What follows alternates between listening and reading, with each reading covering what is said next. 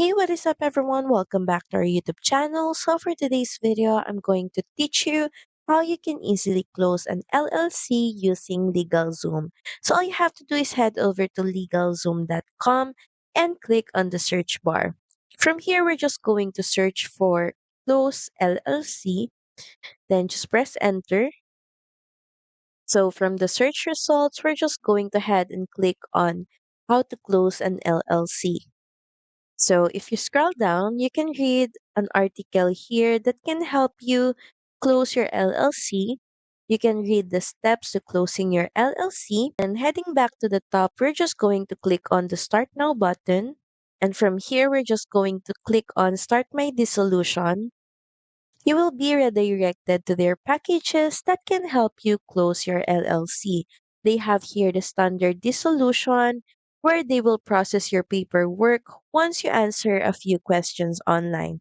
And this will cost you $129 plus state filing fees. And this includes creation of your dissolution paperwork and filing with the state. They also have here the rush dissolution. This is basically the standard dissolution, but it is expedited for faster legal closure. You can also read here the other services included with the package. And lastly is the dissolution concierge.